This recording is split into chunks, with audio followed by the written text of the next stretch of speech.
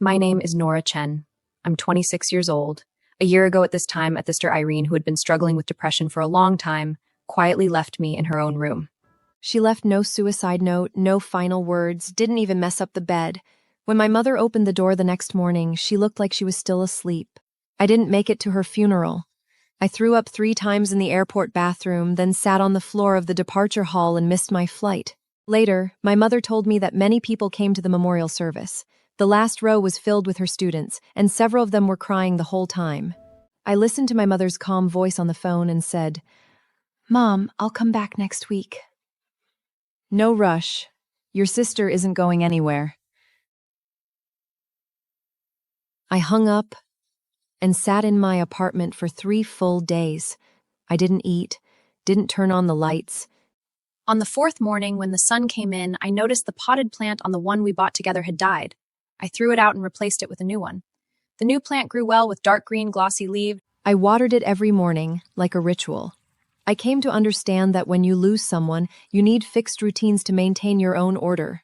Watering was one of mine. After my sister died, I couldn't touch anything of hers. Her room remained exactly as it was. The blanket neatly folded, books on the shelf arranged by color, an empty vase on the windowsill. We both silently agreed to keep that room intact. This spring, my mother finally started sorting through my sister's belongings. She brought several boxes to my apartment and said, "You deal with your sister's things however you see fit." I knew she couldn't do it herself. She didn't even have the courage to open those boxes. The day the boxes arrived, I came home from work and stood in the entryway for a long time. They were ordinary cardboard shipping boxes, sealed with transparent tape, with Widen written on top in black marker. That was my sister's name. I didn't open them right away. I moved them to the corner of the living room and glanced at them every day as I passed by, then looked away. For those 3 weeks, I slept terribly. I'd wake up at 3 or 4 in the morning, staring at the ceiling, my mind blank but my body tense, as if waiting for something that would never come. Then one night, I dreamed of Irene. She was wearing a light blue dress, sitting in the audience at my graduation ceremony. She waved at me, her lips moving like she was saying something. I tried desperately to hear what she was saying, but all around me was applause and cheering, and I couldn't make out a single word. When I woke up, I realized I had been crying. My pillow was wet. That evening, I came home, didn't change my shoes, walked straight to the corner and cut open the first box with a utility knife. Inside were winter clothes. I rummaged through them and pulled out her favorite gray cashmere scarf, burying my face in it. Her scent had mostly faded, leaving only a faint trace of laundry detergent. The second box was books, mostly history. She taught history, and her bookshelf had 3 full rows dedicated to World War II. I took out the books one by one and stacked them on the coffee table. At the bottom of the box, I saw it. My sister's graduation gown. Black, neatly folded, wrapped in a transparent garment bag. The collar had gold trim, worn in a few places, revealing the white lining beneath. I took the gown out of the bag and shook it open. It was longer than any coat I'd ever worn. I held it up in front of me. The fabric was a matte polyester, cool and smooth to the touch. I imagined my sister wearing it, standing on the school lawn. I was still in high school when she graduated, so I couldn't attend. I only saw photos. In them, she stood in front of the library, tossing her cap into the air, smiling brilliantly. I turned the gown over to check for damage, and my hand slipped in the right pocket. It was deeper than I expected. My fingers brushed against something. A piece of paper. I pulled it out, a sheet torn from a notebook, edges uneven, the paper yellowed with age, with clear fold marks. I opened it. It was my sister's handwriting. I'd recognize it anywhere. Her letters were connected. Each one stood independent, evenly spaced. There was only one line, "as you think." I stood there, holding the note in my hand. I read it once, then again. My eyes stopped on the words. "I tried it for you." When did she write this? Did she write it on some calm afternoon, sitting by the window? Or on one of her hardest nights, turning on the desk lamp, tearing off a piece of paper, quickly drawing down these words, folding them, and slipping them into the gown's pocket? She knew I would open this box before graduation. She knew I would put on this gown. She had timed it perfectly. She prepared this a year in advance so that after she was gone, I would find these words in her pocket. "I'm ready." That night, I placed the note on my nightstand, next to her photo. In the photo, she wore the graduation gown, standing in front of the library, the sun making her squint. I stared at that photo for a long time. She was 24 when she graduated, the same age I am now. She looked so carefree back then, so certain that she had a bright future ahead. Who could have imagined that 6 years later she would choose to leave? I turned over, facing away from the photo, but I couldn't sleep. At 2 in the morning, I sat up, picked the note, and read it again by the light of my phone screen. The world isn't as scary as you think. Did she believe it when she wrote that? If she believed it, why did she still leave? The questions stuck in my throat like a fishbone. I couldn't swallow it, couldn't spit it out. The next morning, I took the day off work. I sat on the sofa, the note in my lap, folding and unfolding it over and over. The frayed edges grew softer under my touch. I imagined her fingers doing the same thing. After writing it, she folded the note, slipped it into the gown's pocket, and closed the box. Maybe she sat there for a while after that, or maybe she stood up and went to do something else. I don't know. But I know she did it on purpose. She put that note in the gown because she knew I would need it one day. She knew I would open that box before graduation, put on the gown, and reach into the pocket. She had already started preparing for graduation a year in advance.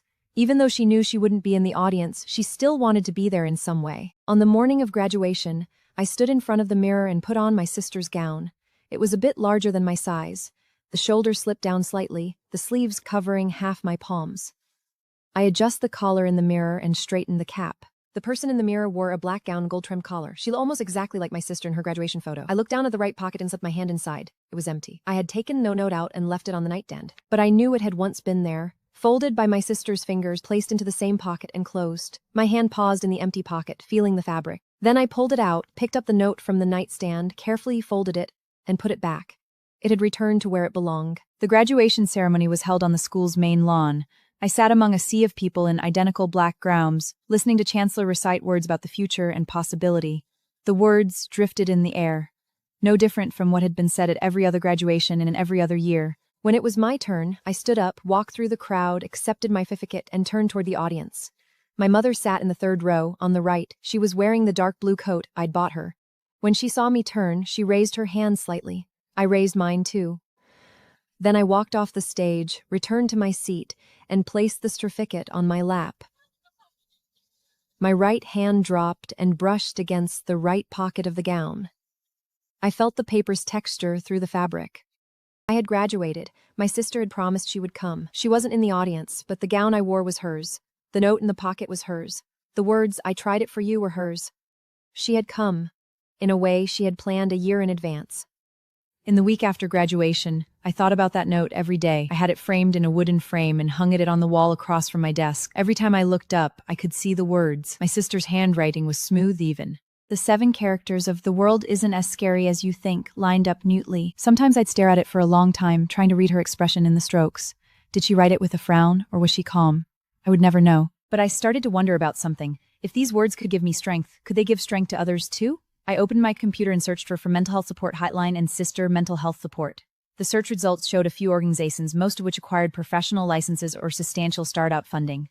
I closed the browser. But the idea didn't disappear. It grew slowly in my mind, from a seed into a clear shape. I wanted to start a hotline, a place where anyone could call in. No need to give their name, no need to describe their background, just someone willing to listen on the other end of the line. I wanted to name it after my sister. I called my best friend Maya, who works at a community nonprofit. I want to start a helpline. Nora, do you know how much work a project that takes? I know. Are you sure you want to do this? I'm sure. All right, I'll help you. Hanging up, I sat at my desk and wrote the first line in my notebook. Then I made a list underneath. Registration, phone vendor, volunteers, training, funding. Every on the list looked daunting, but I knew that long as I tackled them one line, they would eventually get unch. Maya and I met at a cafe. She brought a notebook filled with information she had organized for me. Registering a nonprofit requires filling a ton of forms. I've already sent you links. For the Hellline number, you can apply for a virtual number that forwards to your phone, so startup costs are low. For volunteers, you can start by asking friends. Looking at her notebook, I suddenly felt that enormous idea had transformed into a series of small, concrete steps. Thank you. Don't thank me yet. Thank me when the Hellline is actually up and running. Did your sister ever mention why she didn't finish? No. She never said anything. The night before, we watched a movie together. She laughed loudly and ate half a bucket of popcorn. The next day, she was gone. Then she let go, opened her notebook, and said, "Next is the training content. What do you want the operators to do? Listen. Just listen. No advice, no judgment, no trying to fix things. If they need advice, they'll ask. Most of the time, they just want someone to confirm that what they're saying has been received." Maya wrote a line in her notebook. Listening is a form of response that doesn't need to be filtered. I can do that training. I know you can.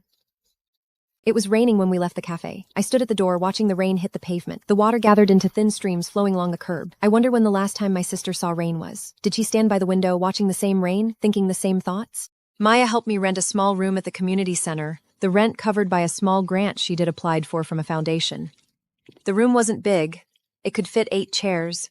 The night before the training, I went to set up the space. I arranged the tables and chairs in a circle and wrote a few words, "Don't judge." Then I stood in the center of the room, imagining that in a few days, 7 people would be here practicing listening in turns. On the day of the training, everyone showed up.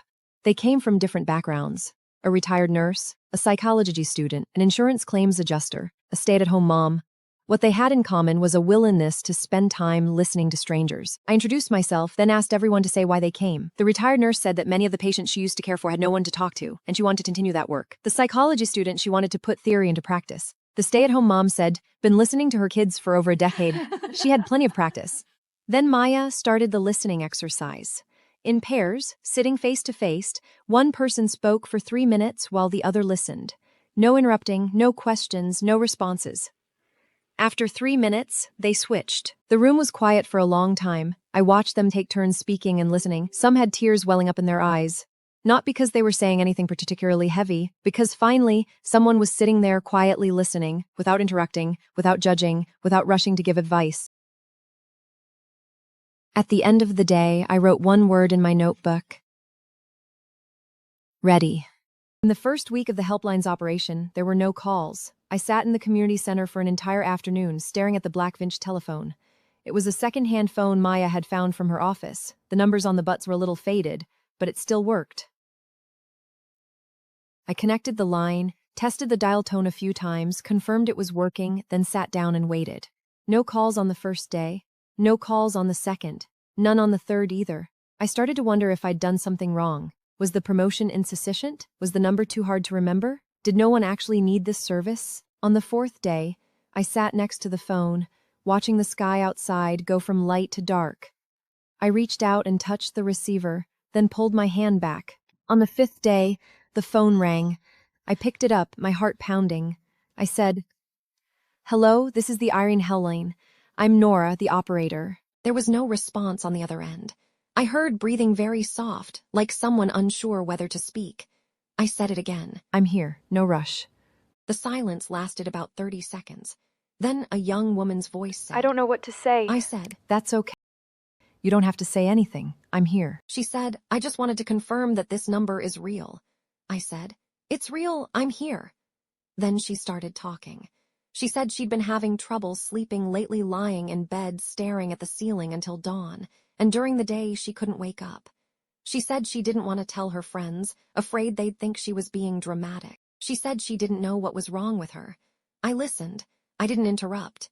She talked for about 15 minutes, then stopped. She said, "Thank you for listening to me." I said, "Thank you for calling." She hung up. I put down the receiver, sat at the desk, and looked out the window. Sunlight streamed thin bars of light across the table. I wrote down the call time in my logbook, and in the notes column I wrote 2 words, "connected." After that first call, I've been recording the duration topic every incoming call. No names, no FI information, just general themes like anxiety, family, work stress. Every afternoon I went through my logbook and organized the entries. Some weeks there were no calls at all. Other weeks, 2 or 3 would come in on the same day. Some spoke rapidly as if they'd been holding things in for a long time. Others after every few sentences, as if deciding whether to continue. What they all had in common was that looking for confirmation that their voice had been received. I learned later that the first call, I was stunned for a moment, then laughed. She said she was afraid the number wasn't working, afraid I'd been sitting in an empty room for 5 days with no one calling. I said, "After you called, I knew the line was good." She said, "Are you angry?" I said, "No." She said, "Good." That call lit on the cord on the first line of my logbook, with the note, "Connected." But I always knew the real connection began with the second call. The young woman with insomnia never called back, but her voice stayed in my memory. The words she said before hanging off, "Thank you for listening," taught me something. Sometimes what people need isn't an answer or even comfort, just a place where they can speak freely. When my sister wrote me that note, was she also looking for a place where she could speak freely? I don't know the answer.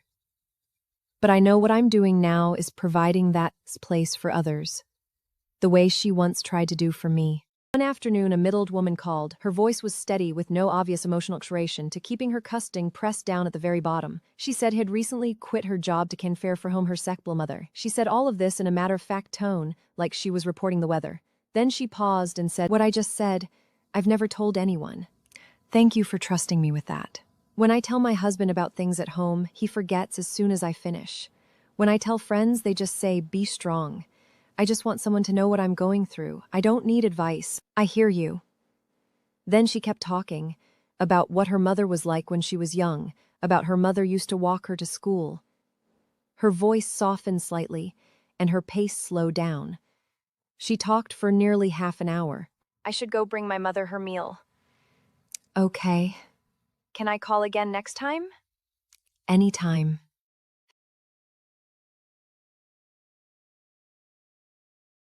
She thanked me and hung up. I sat at my desk, looking out the window. The leaves on the trees downstairs were starting to turn yellow, a few of them spinning in the wind. I turned to a new page in my logbook and wrote one word in the notes column: caregiver. On my way home that evening, I passed a flower shop and bought a bouquet of white daisies. Back in my apartment, I put them in the vase on the windowsill, next to the potted plant. My sister once said white flowers were her favorite because they looked clean. I looked at the daisies and imagined my sister seeing them before the light faded.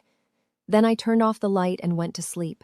The number of calls to the Arin Hele was slowly growing. I started considering adding a voicemail feature for those who called outside working hours. I record a message: "This is the Arin Helmer and a time when you can be reached, and I will return your call within 24 hours. In the first week of voicemail, I received 2 messages. One was from a young man who just through a breakup, couldn't sleep, and didn't know who to talk to. Another was from an elderly woman whose husband had been gone for 3 years. She ate alone every day. Another was from a child, maybe 14 or 15, who said he didn't want to go to school but was afraid to tell his parents." I didn't think you'd actually call back. I said I would, so I did. I just want to see if this number was real. It's real. I've been feeling like crying lately, and I don't know why. If you need to cry, just cry. You don't need a reason. Thank you. Thank you for calling. After hanging up, I sat at my desk, looking at the telephone. That old black phone looked ordinary, but I knew it was connecting people's lives every day. Some might call only once and never again. Others might call back weeks later. But at least in that moment they called, they didn't have to carry it alone. It made me think of the words my sister wrote. "I tried it for you. The world isn't as scary as you think." When she wrote those words, was she hoping someone would catch something for her too? My mother was cooking in the kitchen, and I sat in the living room looking at the family photo on the wall. It was taken years ago. Irene stood on my left, her hand on my shoulder, smiling especially bright. I stood up and walked in my sister's room. My mother had already moved most of the things out, leaving only a few books on the shelf and a desk lamp. I walked to bookshelf, my finger brushing across the spine. Most were history books with some novels and poetry collections mixed in. I pulled out the poetry collection my sister had been reading last. The cover was light green, the shine slightly worn.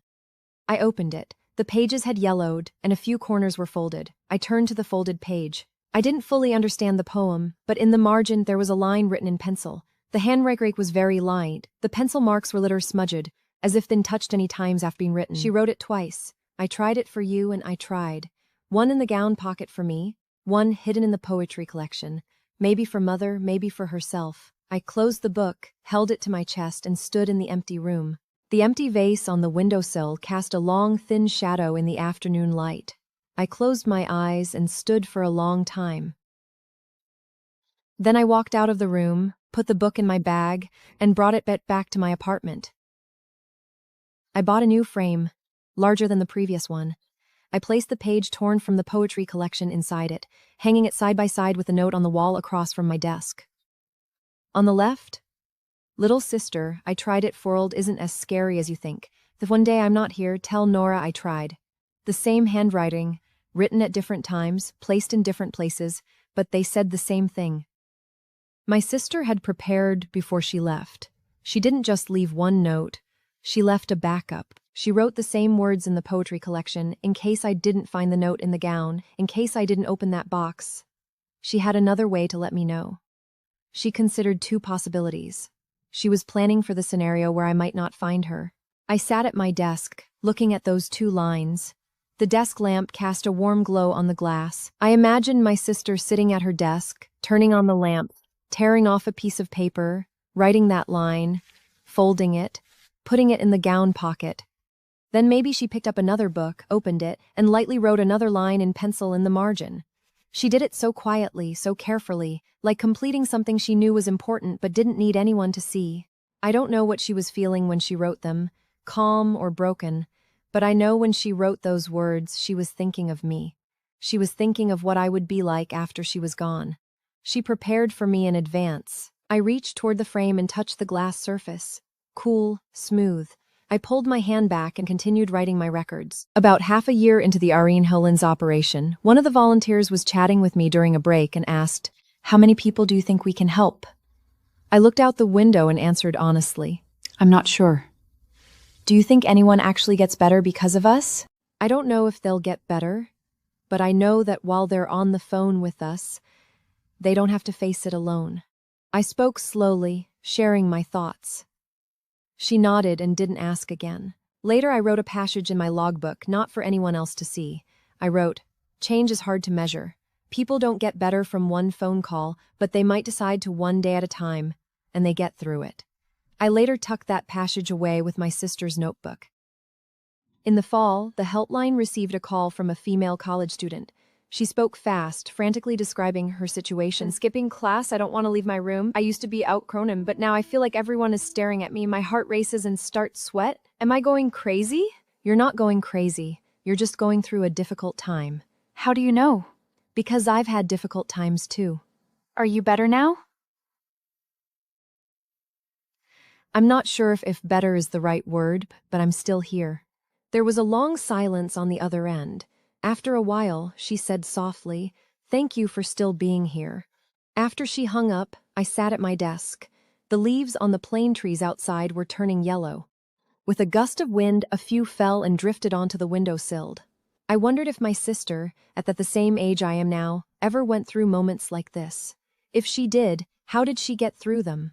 If she didn't, then what happened later that made her feel she couldn't keep going? That winter was especially cold. The heating at the community center wasn't great, so whenever I was on duty in the call room, I have to wrap myself in a blanket. One afternoon it started snowing outside. Not heavy flakes, but dense and steady, quickly coating the street outside the window in white. I sat at my desk, listening to the hum of the phone line. The phone didn't ring. I watched the snow through the window. Remembering building snowmen with my sister when we were kids. I was 7, she was 13. We wore gloves and rolled the snow into 2 balls, one big, one small, stacked on top of each other. My sister stole a carrot from the kitchen for the nose and 2 black buttons for the eyes. After we finished the snowman, she stood beside it for softly. I looked up and said, "Then let's build another one." She shook her head and replied softly, "No, it's used to it." I didn't really understand what she meant at the time. Later, the snowman melted, the carrot was taken by a bird, and the buttons fell into the mud. Looking back now, the thing my sister said probably wasn't about the snowman. Near the end of winter, a caller said slowly, "I slipped in the snow and scraped my knee, but what made me sad wasn't the knee. It was lying there on the snow and realizing I had no one I wanted to call." She added sadly, "I don't have any friends. You made this call." That doesn't count. "It counts." She let out a small laugh on the other end, very soft and brief, but I heard it clearly. I said softly, "You laughed." She asked in confusion, "Did I?" I affirmed, "Yes." She thanked me softly, "Thank you for letting me know." After that call, I wrote a note in my logbook. She laughed.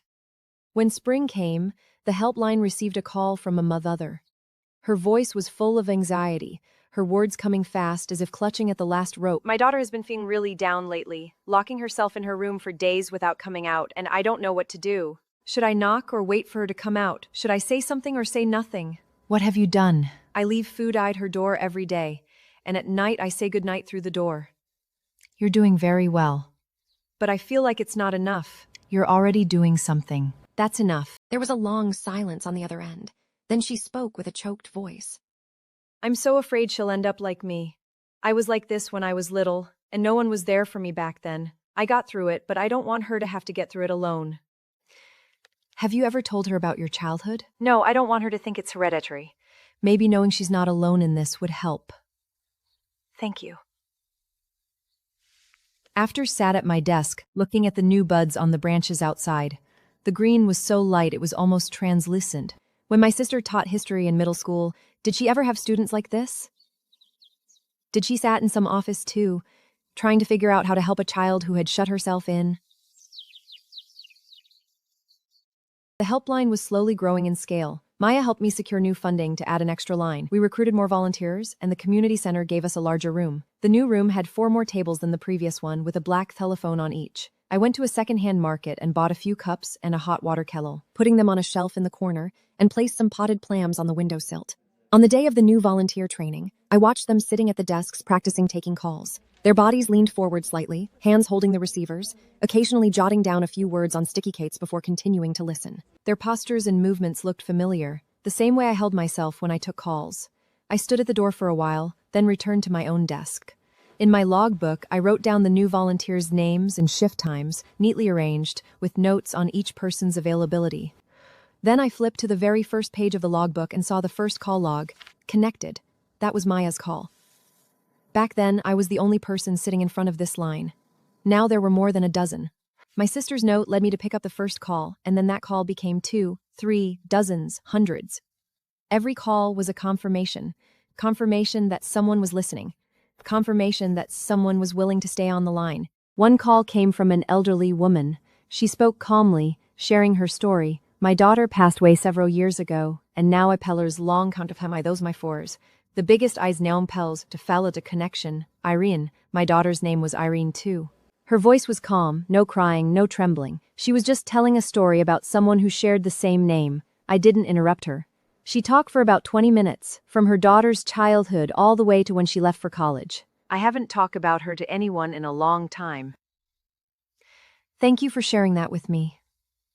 Thank you for listening.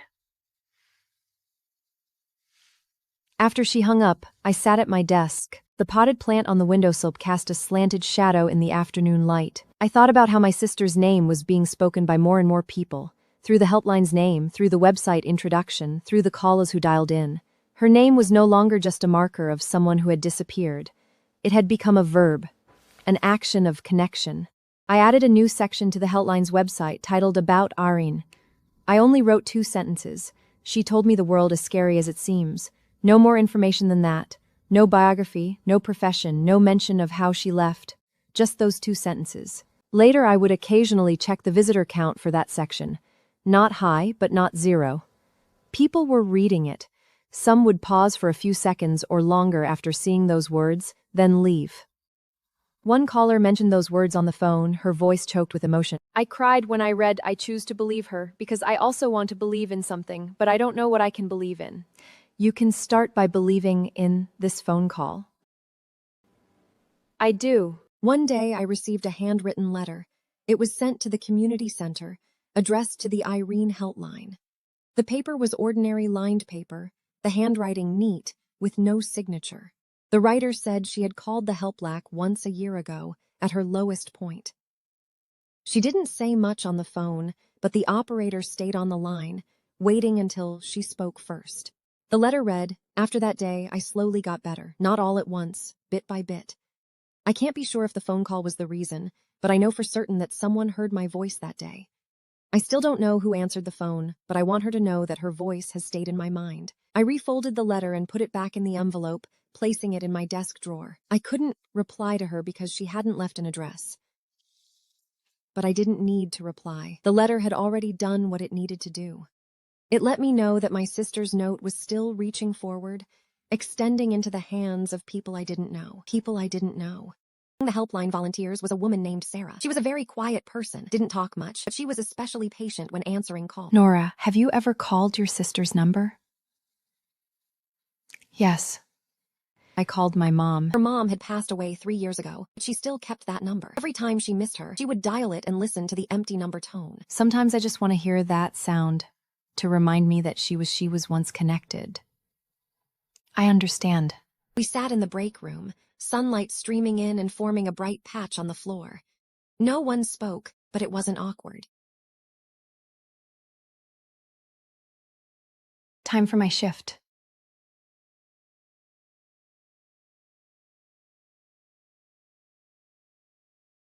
She sat down in front of the phone, picked up the receiver, adjusted her posture, and began to wait. I sat in the break room a little longer, finishing the last sip of tea in my cup. Then I stood up and returned to my own desk.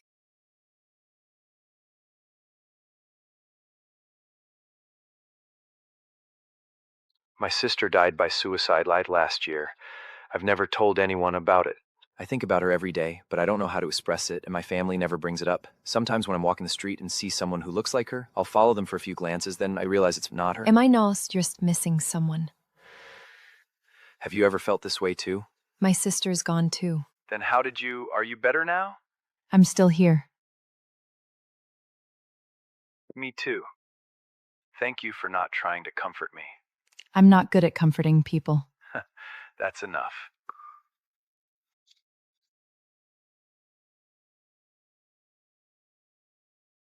I wrote in my logbook, "A brother, he's missing his sister." Then I closed the book and watched the rain through the window. Once on the subway home, I saw a billboard with one word. Sister. It wasn't an ad for any product, it seemed like a public service announcement, with a blue-gray background and just that one word in the center. I came home, took off my shoes, and sat on the sofa for a while. Then I stood up, walked to my desk, and looked at the two frames on the wall. My sister's 2 lines of writing sat side by side. In the About Irene section, beneath the original 2 sentences, I wrote, "If you're reading this, I'm also telling you on her behalf. The world isn't as scary as you think." She said so. One autumn night, I dreamed of my sister. Scene in the dream was one I'd never seen before. She was sitting on a balcony, a cup of tea in front of her, a book in her hands. You're here. What are you reading? This one's good. Take it with you. Okay. There's a tree over there that grows very tall. I watch it grow a little every day. Are you doing well? She didn't answer. I opened my eyes. The ceiling glowed faintly in the darkness. My cheeks were wet and my pillow was damp. Balcony, the tea, the book, the tree, and her smile. That smile was so real. After dawn, I got up, washed up, walked to my desk, and opened my logbook. On a new page, I wrote, "I dreamed of her. She looked well." Then I closed the book and left for the community center. The local newspaper ran a story about the Irene Helline. Place was in the middle of the community section. The article quoted the 2 sentences from the website and mentioned the helline's hours and phone number. I didn't give an interview. Maya was the one who talked to the reporter. She asked me beforehand. In the weeks after the newspaper came out, the number of calls increased noticeably. Many people said on the phone that they'd seen the article and wanted to try if the number worked. After I read the article, I looked who Irene was, but there's nothing online. What kind of person was your sister? She was someone who would put a note in the pocket of her graduation gown. She must have loved you very much. Yes. After hanging up, I wrote in my logbook. She asked me what kind of person my sister was. I told her about the note. Later, I cut out the article and put it in the same drawer as my sister's belongings.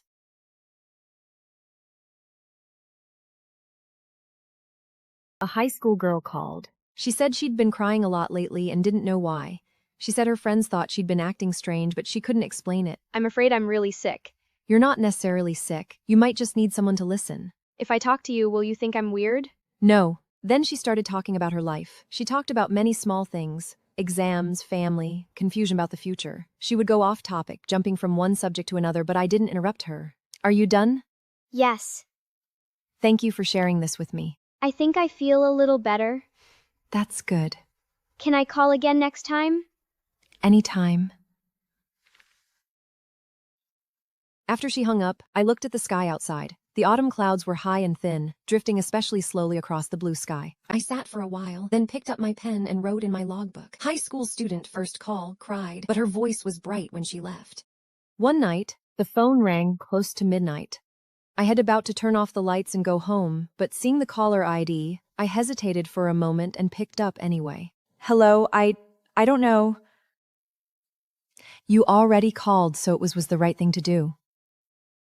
I've been standing by the bridge for an hour. I don't know what to do next. Can you keep talking to me right now? Yes. Good. Take your time. You can say whatever you want. She started talking. She said it was her birthday today, and no one remembered. She had walked to the bridge alone, looking at the water below, feeling that if she jumped, everything would be over. Maybe a classmate from before. That classmate was lucky because she saved this number. Then we kept talking about ordinary things, her favorite color, a cat she once had, the street lived on as a child. She talked more and more, and her voice gradually became less fragile. It's dawn. Yes. I don't want to jump anymore. That's good. She said, thank you for not hanging up. I said, I'll never hang up. Her last words were, I'm going home. And then she hung up. I sat at my desk. The sky outside had shifted from dark blue to pale gray. I looked down at my logbook and wrote one word on that page. She went home. That winter, I received an email. The sender was unknown to me. The message was short. Hello, I called your helpline a year ago, the night I was standing on the bridge. You talked with me through the whole night. I didn't jump that night. Now I'm in college. I've made a few friends and I still think about that night sometimes. I wanted you to know I'm alive. Thank you. I finished reading the email, my fingers hovering over the keyboard. I wanted to reply, but she'd used a temporary email address and my reply might bounce. In the end, I typed just one word. Received. Then I hit send. I took a screenshot of the email. It's in a folder called Letters. That night I sat at my desk, opening and closing the folder, looking at the text in the shot. Then I turned off computer and lay down in bed. The ceiling was as blurry as ever in the darkness. I closed my eyes and remembered the voice from that early morning call. Her voice had been so light, so fragile, like it could scatter at any moment. But gradually it had steadied, growing more and more stable until dawn. She was in college now. She was alive. Following spring, the number of Helpline volunteers had 20. I made a new schedule for me, filling the day, evening, and weekend shifts. Among the new arrivals, a few were psychology majors. During training, they offered emotional suggestion. I copied their suggestions onto the whiteboard alongside the original training content. One afternoon, I sat in the break room, looking at the new green branches outside a window, and suddenly realized I was smiling. I paused, then realized it had been a long time since I'd smiled like that without realizing it. Not because of anything funny, just because I felt at peace, felt like things were moving forward. I sat there without moving, letting that smile linger for a while. Then I stood up, returned to my desk, and continued organizing my logbook. The call records were arranged by date, placed them in gray folders with date ranges written on the covers, and put them in their designated spot on the shelf. These records didn't contain anyone's name, but they represented real moments that had existed. Someone spoke, someone listened, someone didn't hang up. One day my mother called. Her voice sounded a bit lighter than usual. She was tidying up the flower bed in the backyard and wanted to replant the rose my sister had grown. How? I said I'd come help on the weekend. She said okay. That weekend I went to my mother's house. We crouched in the backyard together, loosened the old soil and planting the new seedlings. As she worked, might love these flowers when she was little. Every spring she'd crouch right here watching put them in vases. I said mother said, my mother's of hers, that she would cut them set him flockers. If only she were still here. Yeah, but neither of us cried. We just stood there looking at the ground, the sun shining on the new soil, its color a deep brown. Later, my mother went inside to cook and I sat on back steps. The wind blew, carrying the smell of soil. I imagined my sister crouching in front of the flower bed, wearing that light-clothed sweater, her fingers searching through the dirt for something. She looked up at me, then lowered her head in dirt for something. I sat on the steps for a long time, until my mother called me in for dinner. That summer, I decided to make the Urin Helung an official non-profit organization. Maya helped me some all the registrations, and together we drafted the bylaws and set the budget. On the day the registration was approved, she sent me a list. I sat at my desk and replied, thank you. Then I recorded the approval date in my logbook and drew a line underneath it. Years from now, if someone flipped through these records, they would see this point in time. From a note in a pocket to a registered organization. I hadn't stopped thinking about what my sister would think if she saw all of this, but I wasn't sure if my imagination was correct. She might think I'd gone too far, or she might think this was exactly what she wanted. But no matter what she might think, I knew this was what I wanted to do. The helpline was moving forward, and so was I. Even if my sister stayed where she was, her name was walking with me.